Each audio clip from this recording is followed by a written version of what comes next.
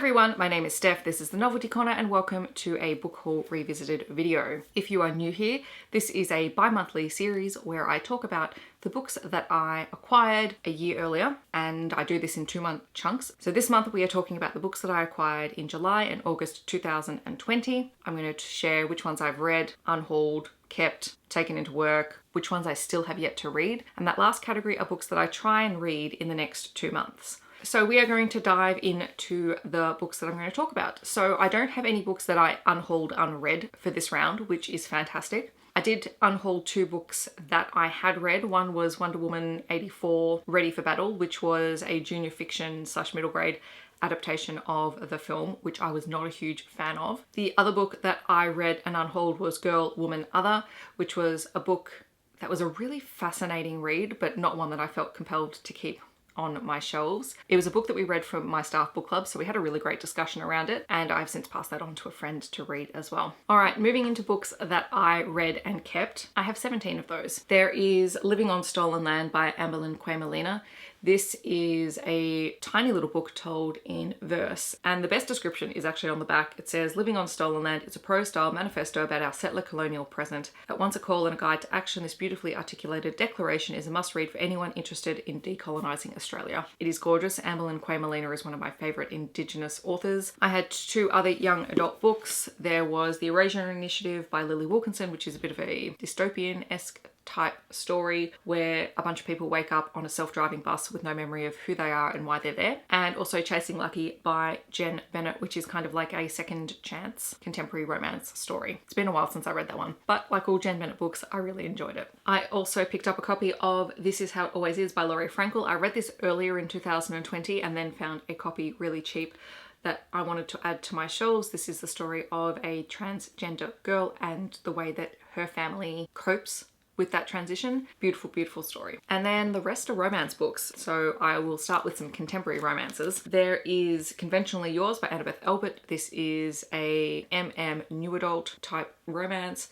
This was not my favorite. I recently read the sequel to it, or the spin-off sequel. They're both standalone books really, which I enjoyed much more than this one. But this follows 2 guys who are headed to a tabletop gaming convention. They are not great friends. They are competitors in this competition, but they are forced to travel with each other to get there. And it is how their relationship develops. I also have One to Watch by Kate Stayman London, which I received in a subscription box. I enjoyed it. I'm not overly thrilled with all of the representation in this book. I find myself really torn about clearing this book out because it has so many mentions of Chris Evans, and it's really ridiculous, so that's the reason that I'm holding on to it. But Chris Evans is mentioned quite a bit in here, and he's a precious bean. So far I have kept this book. There is also Boyfriend Material by Alexis Hall, which is another romance. This one is delightful. It is about a guy who needs to clean up his image and ends up fake dating someone who is very clean cut and very serious. They're both doing it as a favor for each other because they both need dates for specific events, and then they eventually begin to fall for one another, and I loved it. This is due for a reread really soon. And then there is also Your Dad Will Do by Katie Robert. I think this was one of the first books that I received as a member of her Patreon group. This is about a woman who breaks up with her fiance and ends up sleeping with his father in retaliation, but ends up in a relationship with him instead, and it's great. I have 2 historical romance books that I picked up in July and August last year.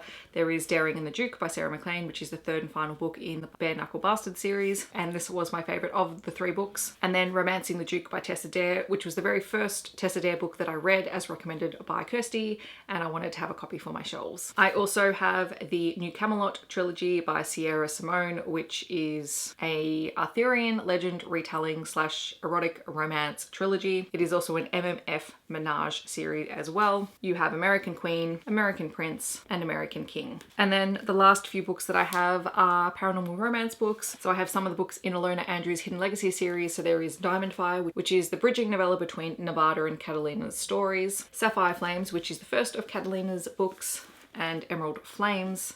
I love these books to death, and I love Catalina's stories so much. So this is a favorite series. And then the final book that I have read and kept is Elfen Knight by Nalini Singh. This book is getting a reread in July anyway because it's the next set of books for the Psy Changeling Readathon, and I cannot wait. My next category is read and kept at school. So I get a lot of kids books and teacher reference books that sometimes I include in hauls that then end up at school. So those books include Our Race for Reconciliation. Anita Heiss is another Indigenous author. I also had Maddie's Comeback by Anita Heiss, which was a junior fiction story. There was The Hero of Numbani by Nikki Drayden, which was an Overwatch tie-in middle grade novel. Ghost Bear by Paul McDermott, which was a children's picture book. And The Wildest Book Week Ever by Heath Mackenzie, another children's picture book based around our annual book week here in Australia where we celebrate children's literature. And then the last category are the books that I have not yet read, which will hopefully be read in July and August 2021. The first one that I have is Growing Up African in Australia, edited by Maxine Beneva Clark.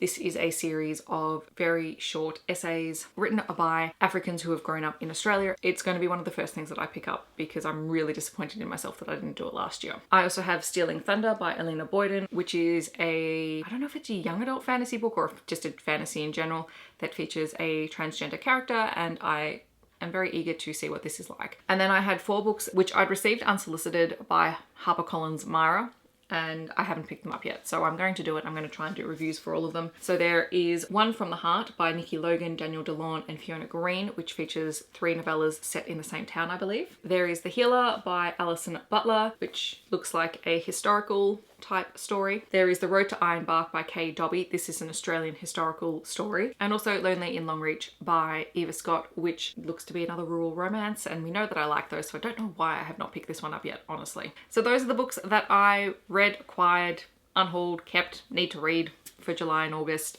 2020. I think 6 books is doable to get through in the next 2 months, so fingers crossed that I will get to them. Otherwise, I'm pretty pleased with the ratio of books that I have read from those original hauls. In the comments below, let me know if you have picked up any of these books and read them, or what your thoughts are, or if you have a preference for which of the books that I have yet to read that you would like me to review first. If you would like to let me know that you're here but you don't want to leave a comment, feel free to leave me a star emoji in the comments. I hope that wherever you're in the world, you're staying safe and healthy, and I will see you in my next video.